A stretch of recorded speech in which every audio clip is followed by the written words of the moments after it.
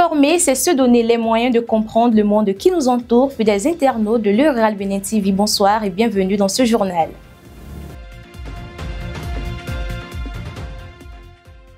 Au sommaire de cette édition, une hépatite, qu'elle soit bénigne ou pas, représente tout de même un danger pour la santé. C'est le cas de l'hépatite A. Qu'est-ce que c'est et surtout comment la prévenir? Vous en saurez davantage dans un instant. Et pour le dossier de cette édition, nous allons découvrir non seulement les opportunités que représentent les coopératives agricoles pour les producteurs, mais aussi les défis. Voilà pour vous quelques titres qui vont meubler cette édition. Place à présent au développement.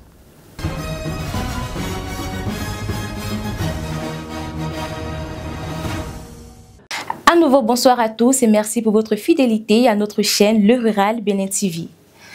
Avant de passer aux actualités agricoles du jour, jetons un œil aux prévisions météorologiques de demain dans les communes de Kopargo et de Lalo. Demain à Kopargo, dans le département de la Donga, la journée débutera sous un brouillard qui cédera sa place à des nuages bas sans risque de pluie. Dans l'après-midi, les températures monteront jusqu'à 28 degrés Celsius avec un ressenti de 35 degrés Celsius en raison de l'humidité.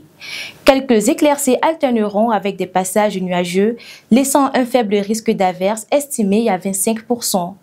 En soirée, le ciel restera partiellement dégagé avec des formations brumeuses possibles et un risque de pluie limité à 20%.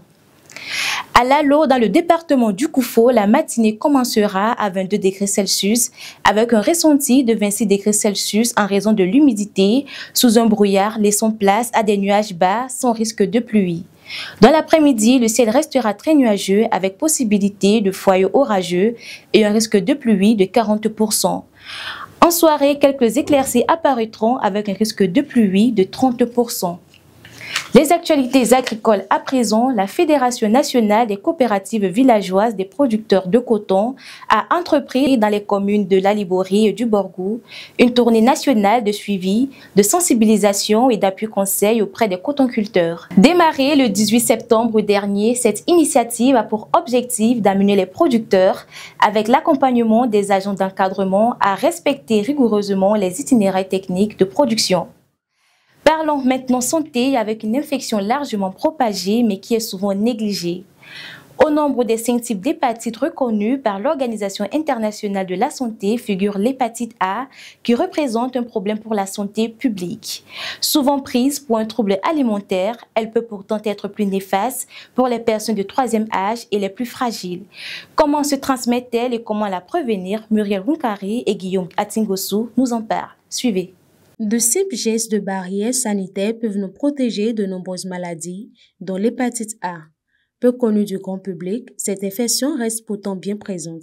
L'hépatite A, je vais dire que c'est une maladie qui attaque le foie, qui se transmet par voie orale, surtout lorsqu'on consomme des aliments qui sont déjà contaminés, les fruits de mer par exemple, des eaux usées. Il y a beaucoup de choses qui peuvent causer ça.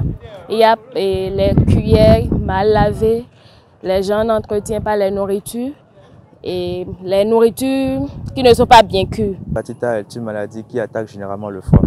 Elle peut être due par un aliment contaminé, des eaux souillées ou bien une personne qui avait déjà cette maladie. Souvent confondue avec une intoxication alimentaire, l'hépatite A présente en réalité des symptômes propres différents d'un trouble alimentaire. L'hépatite A, c'est une inflammation de la glande hépatique qui est liée à une infection par le virus de l'hépatite A, contrairement à une intoxication alimentaire qui est liée à une ingestion de toxines. Dans l'intoxication alimentaire, habituellement, on a juste des diarrhées, des vomissements associés à des douleurs abdominales et qui passent très rapidement après une bonne hydratation. Donc ça passe spontanément. Alors que dans l'hépatite, ça dure beaucoup plus. On a souvent une asthénie associée, on a souvent un ictère associé, ce qu'on appelle couramment la jaunisse. On peut avoir des urines foncées, parfois des selles décolorées. C'est une maladie qui se propage facilement dans les milieux où l'hygiène est insuffisante, ce qui en fait une menace réelle pour la santé publique. Ça se transmet par ce qu'on appelle le péril oro-fécal. Donc, les sels, lorsqu'elles ne sont pas faites là où il faut, quelqu'un qui a ingéré peut émettre ça dans de l'eau, quelqu'un d'autre qui va boire l'eau depuis l'eau de ruissellement, ou bien quelqu'un d'autre qui va toucher, ne pas se laver les mains, peut facilement contracter ça. Même si dans la majorité des cas, l'hépatite A est bénigne et se soigne sans séquelles, elle représente un vrai danger pour la santé.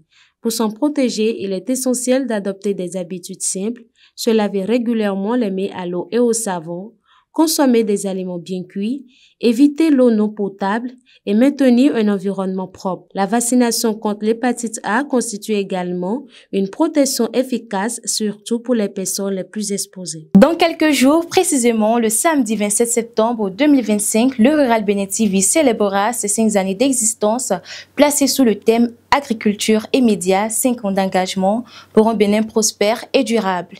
Ce sera l'occasion pour les partenaires du média et des acteurs du secteur agricole de célébrer aux côtés du média son rôle dans la promotion de l'agriculture et du développement au Bénin par le biais de l'information et de la sensibilisation. Produire, c'est bien, mais produire avec technique est encore mieux, notamment dans le maraîchage pour avoir de belles récoltes. Le poivron, ce légume coloré et délicieux, nécessite un processus de culture précis pour atteindre son plein potentiel et devenir gros et bon. Découvrez dans cet élément de Anissé Ronguet, avec l'appui technique de Guillaume Atingossou, comment les producteurs peuvent procéder afin d'avoir des résultats exceptionnels. Le poivron est un légume coloré et délicieux qui ajoute une touche de saveur et de fraîcheur à de nombreux plats. Sa culture suit donc un processus optimal dès la pépinière afin de garantir une récolte réjouissante. Le poivron passe nécessairement par la pépinière. Donc, vous préparez votre sol, vous faites les amendements qu'il faut, n'est-ce pas, sur la planche. Vous traitez le sol contre les ravageurs avec des pesticides. Si vous voulez faire en mode bio, il y a des pesticides bio que vous pouvez utiliser, mais vous, si vous voulez le faire en mode conventionnel, il y a des pesticides que vous pouvez utiliser. Traitez votre sol nécessairement pour empêcher que ces ravageurs ne mettent en mal vos semis, n'est-ce pas? Vous semez les graines sur le lit de semences et vous protégez. Et vous arrosez environ une semaine, 7 à 8 jours, comme ça, les pousses, les petits poussent, et plants poussent déjà, et vous faites d'ombrière.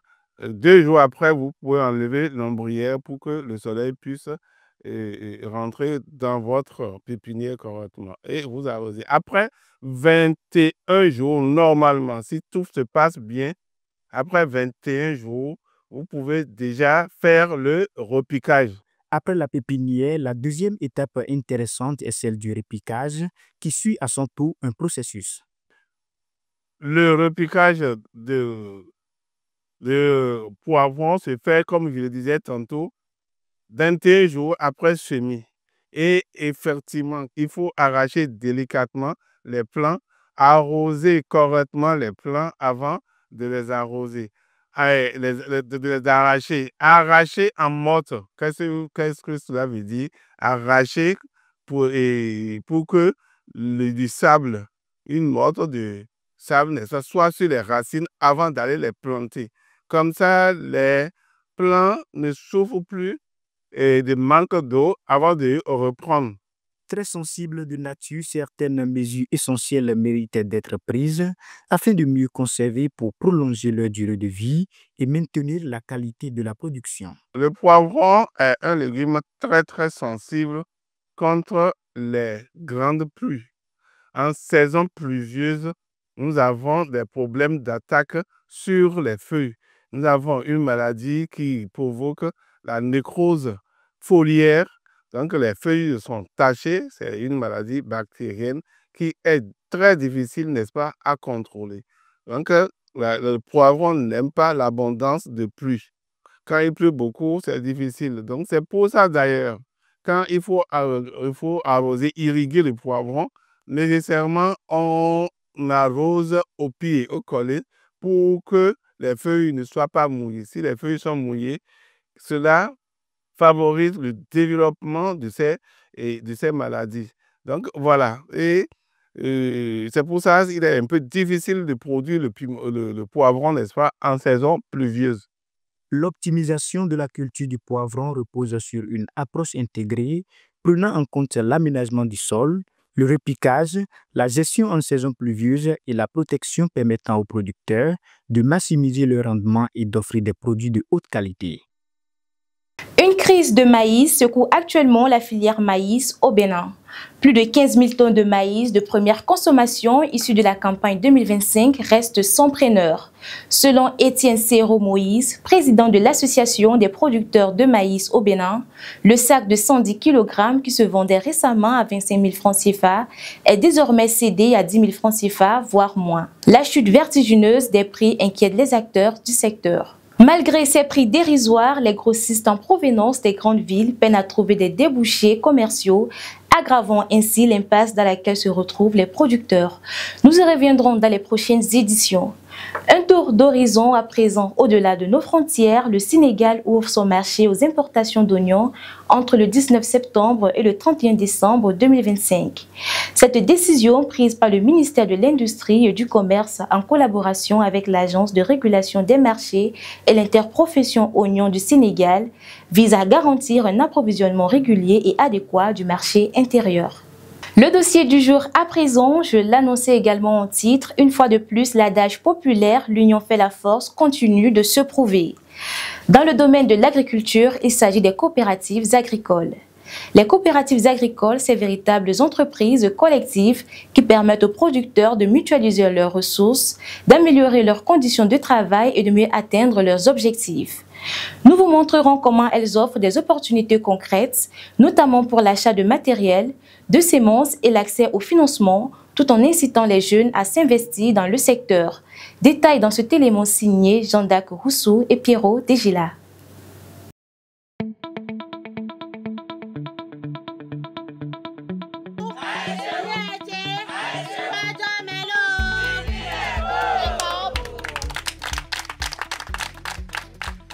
Basées sur la solidarité et la mutualisation des ressources, les coopératives agricoles s'imposent aujourd'hui comme de véritables entreprises collectives. Elles permettent aux producteurs de mieux atteindre leurs objectifs et d'améliorer leurs conditions de travail. Appartenir à une coopérative ou à un réseau est très important, puisque seul dans votre entreprise, mais au sein de votre exploitation, vous n'êtes pas trop visible. Quand vous appartenez à une peut-être coopérative, à une association ou à d'autres regroupements, que vous découvrez beaucoup de monde. Vous allez découvrir des partenaires, vous allez découvrir des expériences, vous allez découvrir même d'autres opportunités comme les finances, comme des formations et autres. Mais seul on ne vous connaît pas. En coopérative, vous pouvez faire beaucoup de choses. On vous considère même beaucoup plus, on sait que vous n'êtes pas seul, vous avez du monde autour de vous et que vous pouvez réfléchir ensemble, vous pouvez vous aider ensemble. La confiance est beaucoup plus placée que quand on est seul. Il y a plusieurs avantages. D'abord, ça nous permet de créer un réseau. Je suppose qu'on est 5 dans un environnement, d'autres disposent de l'élevage, faire l'élevage, de faire l'agriculture. D'autres peuvent avoir d'autres marchés, ils contactent sur second. Autrement dit, ça nous permet de partager nos expériences, partager nos produits et arriver quand même à satisfaire la demande, même si c'est une demande énorme. Parce qu'il suffit qu'on parte dans le groupe, celui qui a ça, on se concerte pour satisfaire le client. Plusieurs opportunités se présentent, notamment pour l'achat de matériel, de semences, mais surtout en matière de financement. Dans ma commune à Dangbo ici, d'abord il y a les opportunités, il y a aussi les accès au financement, il y a aussi l'accès à la terre, il y a des coopératives qui négocient des terres pour ses membres pour pouvoir travailler ensemble. Si les bénéfices sont réels, plusieurs contraintes viennent toutefois entraver la vitalité de cette dynamique. Il y a beaucoup de difficultés dans les coopératives parce que pour le moment, l'esprit de la coopérative n'est pas encore bien cultivé chez nous. Nous sommes toujours craintifs vis-à-vis de nos proches et on n'a pas l'esprit ouvert. Dans certains cas, Ce sont les responsables eux-mêmes qui s'accaparent les bénéfices, décourageant ainsi les membres et compromettant la confiance collective. Avant, quand il y a des coopératives aussi bien que des associations ordinaires, c'est les dévanciers qui s'accaparent souvent des retombées. Et nous avons compris que ces genres de manières de faire font que les gens sont régressifs, ils ne se donnent pas. Face à ces difficultés, certains se sont organisés pour mieux gérer les avantages issus des coopératives, de manière à ce que chaque membre puisse en bénéficier. À notre niveau, si nous avons des informations, nous les partageons. Si nous avons des choses, des formations, des dons, des choses, c'est fait de manière équitable à ce que tout le monde se sente à l'aise. Donc il n'y a pas que c'est le président qui s'accapare de quelque chose, non. Donc voilà. Et quand nous avons des dons par exemple, ensemble, les règles sont définies pour le partage. Alors quand il s'agit des appels à projets individuels, nous informons tout le monde. Et ceux qui n'ont pas la capacité de rédiger des projets, nous les faisons. Les projets communs, nous les élaborons également ensemble. Il est crucial d'inciter les jeunes agriculteurs à intégrer les coopératives ou les associations. Et je voudrais exhorter les jeunes, surtout les jeunes, aujourd'hui de militer à adhérer les coopératives. C'est vrai que seul on peut évoluer, mais ensemble, on peut aller plus de l'avant. C'est intéressant d'appartenir à une coopérative ou bien tout au moins un réseau. Un réseau, ça peut être une association, ça peut être coopérative, ça peut être autre chose, mais qui vous permet de sortir de votre zone de confort, d'aller découvrir de nouvelles choses, de rencontrer de nouvelles personnes, de nouveaux partenaires pour pouvoir booster sa production. Pour accompagner cette dynamique, le Fonds national de développement agricole, FNDA, met en place plusieurs mécanismes afin de faciliter l'accès des producteurs au financement et de soutenir durablement leurs initiatives.